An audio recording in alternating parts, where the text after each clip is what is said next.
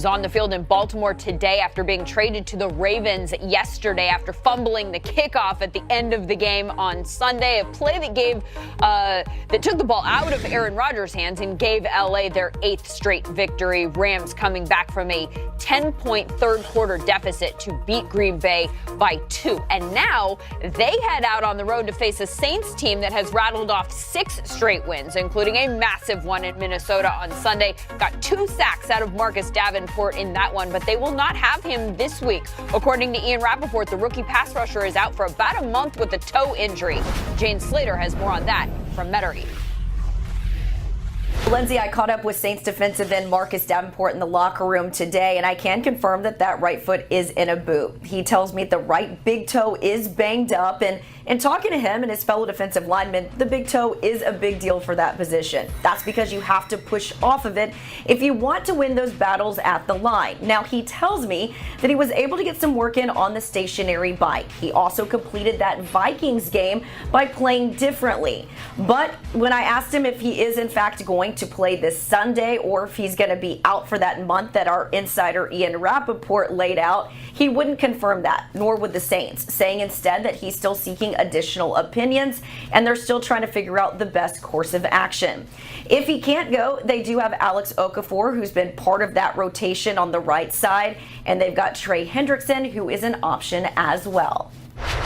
Not an ideal situation for New Orleans heading into this kind of matchup against the only team in the league with a longer win streak than its own. That is not to say, though, that there aren't a ton of reasons to believe that the Saints could win this game. How do you think they should go about trying, James? This is all about the run game, Lindsay. Listen, they have a two-headed monster at running back, and that's Ingram and that's Kamara. You have to get these two guys the ball. Run right at that Rams defense with Ingram, and then in the passing game, you put Kamara out there. You let him make plays in the passing game. He is tough to stop, and the linebackers we all know in that Rams defense is the weak spot. And the strong point of this Saints offense is the running back. So they have to get after the Rams with the running game if they want to win. Back to you, Lynn. Rams Saints a 4:25 game on Sunday. This one is a prime tomorrow night. Raiders Niners getting the week kicked off with bragging rights on the line. It is the Battle of the Bay, 8 p.m. Eastern, right here on NFL Network, Fox and Prime Video. Jaguars don't play this week, but they did make a move, signing Landry Jones to a free agent contract today. The veteran quarterback brought in as a backup plan now that Blake Bortles is dealing with a shoulder injury. According to Tom Pelissero, it's nothing serious. Bortles expected to be available when they return from their bye. Still not available for the Dolphins, Ryan Tannehill. Ruled out for the 4th straight week with a shoulder injury, which means that Brocktober is going to give way to November. Yeah, it's not the same. Dolphins host the Jets on Sunday. Few injury updates for you here. Sony Michel limited in New England. We've got Stephon Diggs, a non-participant in Minnesota. According to the injury report, he's dealing with a ribs injury there. Mike Evans, he limped off the field with a knee injury Sunday, a no-go today for Tampa. Royce Freeman held out as limited for practice today with the right shoulder injury, just like he was last week. But again, the team is just giving him a day here and there to ensure that he is healthy down the stretch. Now, Newton doesn't like being held back, but Coach Ron Rivera said he's still getting in those reps physically and mentally. Well, for the most part, he takes all the reps that we do have slated for him, and knows that he's not on the field as the quarterback. He stands behind Taylor and he watches and he goes through the motions of what he would do. So he's constantly engaged. Rivera said his quarterback is starting to embrace this new normal. He told me that Cam has matured to this point and that he's at a point where he doesn't need to throw 100 balls a day. Thank you, Tiff. Well, check out the NFC playoff picture here about midway through the NFL regular season. The Rams, of course, the only undefeated team in pro football.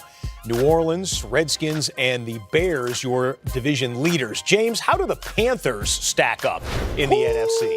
I love the Carolina Panthers. Listen, this is the 3rd best team in the NFC. And those first 2 teams, Saints and Rams, they might not want to play these guys because Cam Newton and that running game with McCaffrey is keeping those big-time offenses off the field. They are eating up clock. And the most important part is they're finishing with touchdowns. And the worst thing about a big-time offense, they hate being on the bench. And Carolina Panthers offense keeps your big-time offense on the bench. This team right here is a problem because they eat clock up and they play defense. They turn the ball over. They got a big-time defense. This is a scary team right here, Scott. There are a lot of souvenirs for front-row seated fans in Charlotte these days. AFC playoff picture looks like this. Chiefs and Patriots, they've got a leg up in the first half of the season there for the top two seeds in the conference.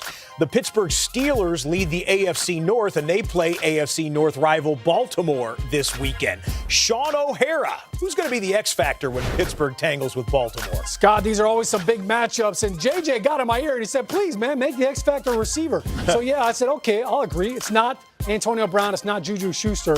I'm going with John Brown, the big play receiver for the Baltimore Ravens. And in these slugger nuts games, you know that all it takes is one big, deep play to turn the game around. Now, John Brown gets a lot of respect because he's got a lot of speed. When you get a lot of respect, you get a big cushion. Here you see a deep in route right here, and this cushion is what allows yards after catch. And John Brown, he's got big plays for Baltimore this year, 4 catches over 40 yards. That's second most in the NFL.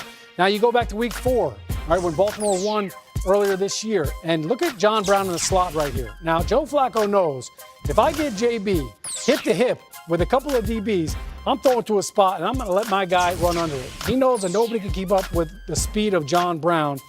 So the big play factor, it showed up again in this game. This is max protection right here. All right, this is an aggressive play call right here. This is called a home run ball. You've got 8 guys protecting. It's a 2-man route. And all they're trying to do is get John Brown one-on-one with this safety. As soon as he gets him to flip his hips right there, he knows that it's going to be a big play. Joe Flacco, that's his guy, and look for him to go aggressive early on, get the crowd involved. Lindsay, it's going to be a fun game to watch.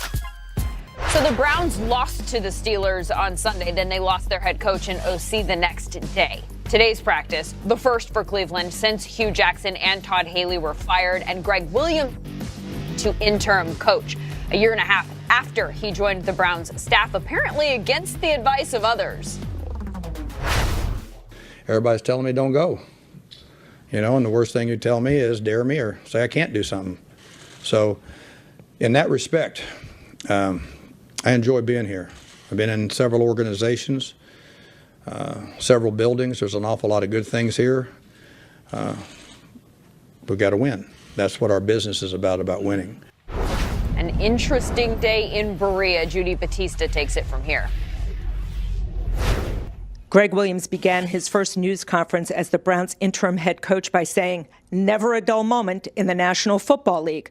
But he also said after the first practice, he was happy with the way the team responded to, and these are his words, the confusion, the dysfunction of the last few days. He said the team knows it needs to settle down. We're going to stay with the same system. We're not going to mid-season throw in a new playbook. That's not what we're doing. So it's the same things over and over. We have to be detailed. We have to do our job the best we can. And so this is a good week to do that. You know, with all distractions, we'll see what kind of men we have in this room. Not what kind of team we have, but what kind of men can handle a distraction the right way, can come together and focus on doing their job and doing it at a high level against a great team. That team on Sunday, the 7-1 Kansas City Chiefs. Right, of all the weeks to have to face the Chiefs. Browns already in the midst of a 3-game losing streak, and now they have this bit of history to contend with as well. The fact that every Browns head coach since 1999, interim and otherwise, have all lost their first game at the helm. 0-9 with a turnover differential of -10.